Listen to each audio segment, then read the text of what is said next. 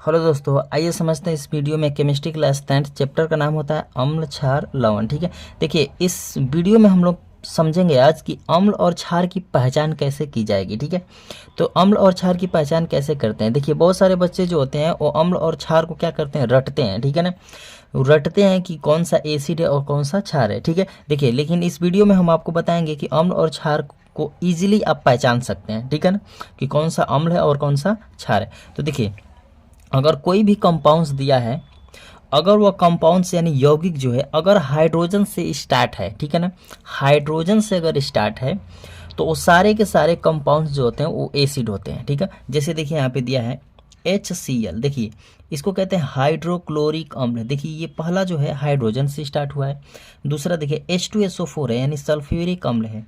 यानी जितने भी कंपाउंड्स यदि हाइड्रोजन से स्टार्टिंग रहेंगे तो सभी के सभी कंपाउंड्स क्या कहलाते हैं, एसिड कहलाते हैं। ठीक है ना, देखिए जैसे HCl हाइड्रोक्लोरिक अम्ल, H2SO4 सल्फ्यूरिक अम्ल, HNO3 नाइट्रिक अम्ल हो गया, HNO2 नाइट्रस अम्ल हो गया, HBr हाइड्रोब्रोमिक अम्ल हो गया, H2CO3 कार्बोनिक अम्ल हो गया। ठीक है, H3PO4 फास्फोरिक अम्ल हो गया, H3PO3 फास्फोरस अम्ल हो गया, HCOOH फार्मिक अम्ल हो गया। ठीक है, फार्मिक अम्ल हो गया, HCN हाइड्रोसायनिक अम्ल।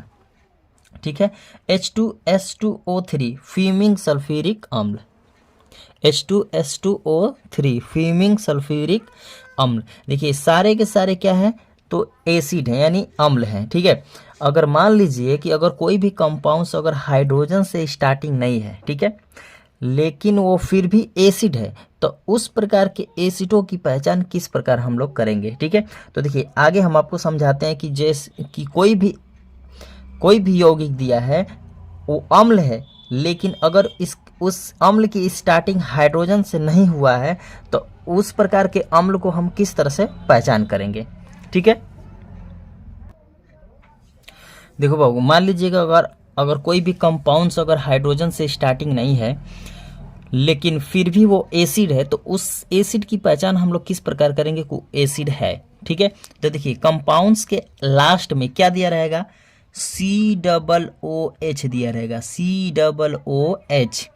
इस COOH जो होता है ये एक क्रियात्मक समूह होता है जिसे हम लोग कहते हैं कार्बोक्सिलिक समूह। ठीक है, इसे COOH को कहते हैं कार्बोक्सिलिक समूह। ठीक है, ये एक क्रियात्मक समूह होता है।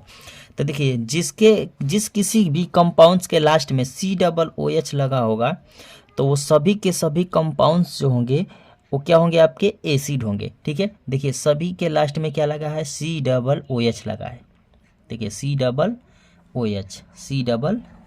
ठीक है, सभी के लास्ट में क्या लगा रहेगा, COOH, तो सभी के सभी क्या होंगे, एसिड होंगे। जैसे देखिए HCOOH लगा है, फार्मिक अम्ल या इसे मेथनोइक अम्ल कहते हैं।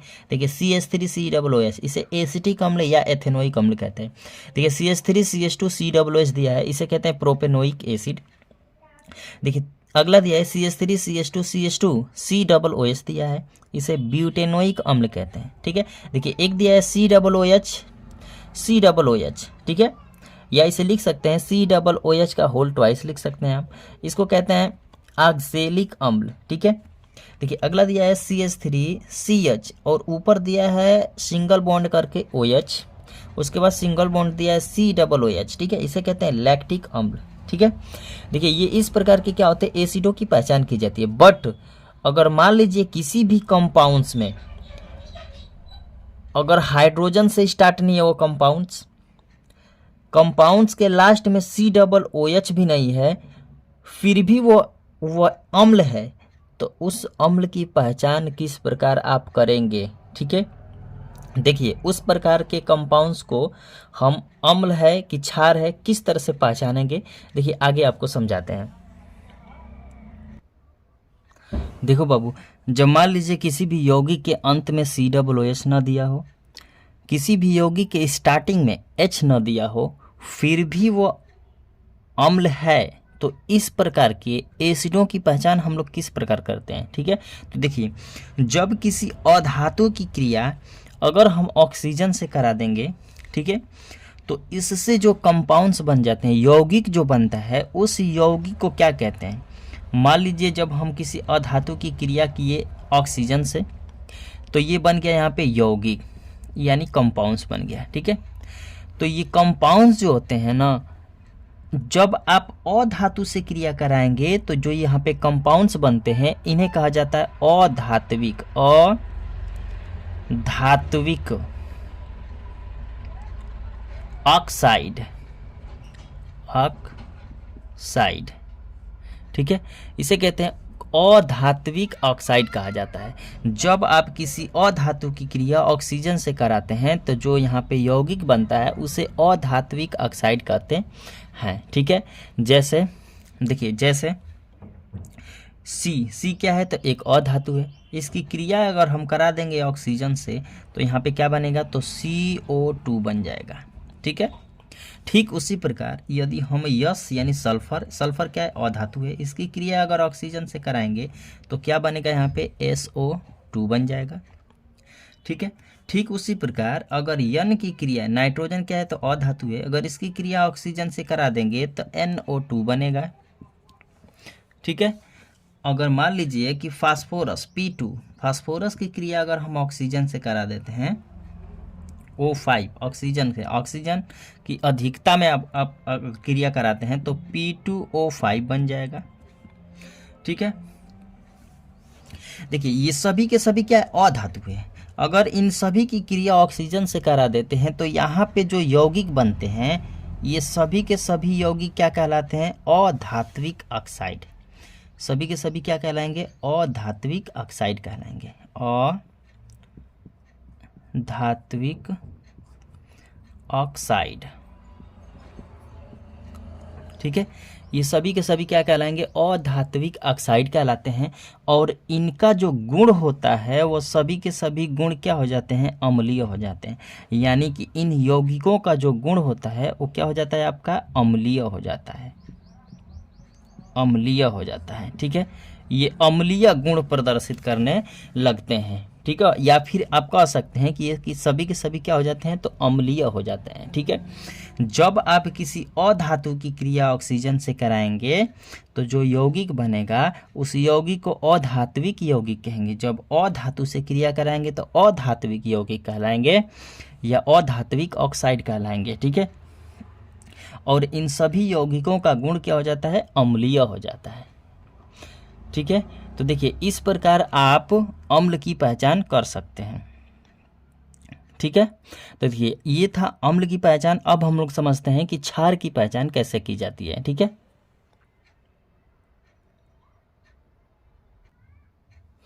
देखो बाबू, वो समझते हैं ना कि क्षार की पहचान कैसे करते हैं। ठीक है, देखिए कोई भी कंपाउंड्स दिया रहेगा, कोई भी यौगिक दिया रहेगा, अगर उसके लास्ट में यानी अंत में अगर OH लगा हो, ठीक है, OH को कहते हैं हाइड्रॉक्सिल समूह। ठीक है, या हाइड्रा ऑक्साइड समूह भी कहते हैं, या फिर हाइड्रॉक्सिल समूह भी कहते हैं। ठीक है, जब किसी भी कंपाउंड्स के लास्ट में अगर OH लगा रहेगा तो वो सभी के सभी क्या कहलाते हैं, तो क्षार कहलाते हैं। ठीक है, देखिए इन सभी यौगिकों के लास्ट में लगा है OH। देखिए OH, KOH, NaOH, LiOH, MgOH का होल ट्वाइस, देखिए CaOH का होल ट्वाइस, BaOH का होल ट्वाइस, NH4OH का NH4OH, देखिए AlOH का होल थ्राइस। ठीक है, इन सभी कंपाउंड्स के लास्ट में क्या लगे हैं, OH लगे हैं। ठीक है, देखिए जैसे KOH इसको कहते हैं potassium hydroxide, NaOH sodium hydroxide, LiOH lithium hydroxide, MgOH का होल ट्वाइस मैग्नीशियम हाइड्रोक्साइड। ठीक है, CaOH का whole twice calcium hydroxide, BaOH का होल ट्वाइस बेरियम हाइड्रोक्साइड,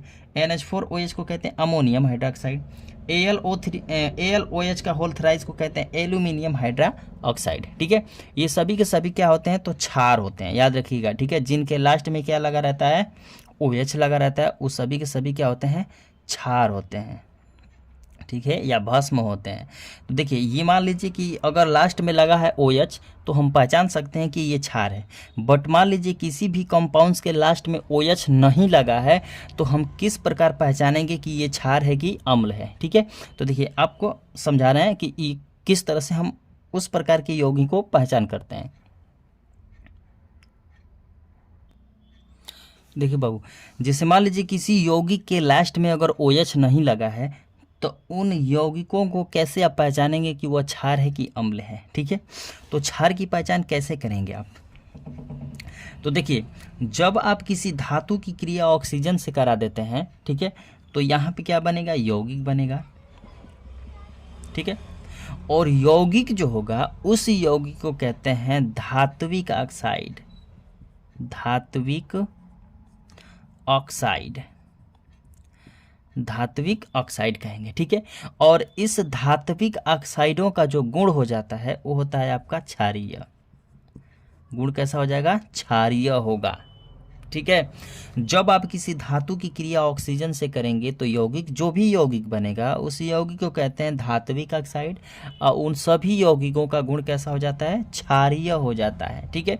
जैसे में देखिए, जैसे मान लीजिए हमने लिया सी ए क्या है, कैल्शियम है। कैल्शियम क्या होता है, धातु होता है। अगर इसकी क्रिया हम ऑक्सीजन से करा दें, ठीक है, तो क्या बना लेगा आपका, CaO बनाएगा, ठीक है। मान लीजिए यहाँ पे बना लिया CaO बना लिया, कैल्शियम ऑक्साइड बना लिया, ठीक है, कैल्शियम ऑक्साइड हो गया। ठीक इसी प्रकार देखिए Cu2O, ठीक है, Na2O हो गया, BeO हो गया, ठीक है, Li2O हो गया, K2O हो गया, ठीक है, MnO2 हो गया, Fe2O3 हो गया, ठीक है। देखिए ये सभी के सभी क्या है, सभी के सभी क्या है, क्षारीय है, क्योंकि देखिए सभी के सभी ये धातु है। देखिए कैल्शियम धातु है, कॉपर धातु है, सोडियम धातु है, बेरिलियम धातु है, लिथियम धातु है, पोटेशियम धातु है, मैग्नीज धातु है, आयरन क्या है, एक धातु है।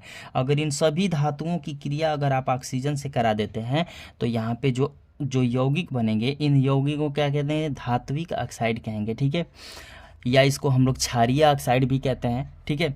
और इन सभी यौगिकों का गुण कैसा हो जाता है, क्षारीय हो जाता है, ठीक है। गुण कैसा हो जाएगा, तो क्षारीय हो जाएगा, ठीक है। तो देखिए इस प्रकार हम लोग क्षार की पहचान करते हैं, ठीक है। अम्ल और क्षार को इस प्रकार हम लोग पहचान करते हैं, ठीक है। मिलते हैं नेक्स्ट वीडियो में।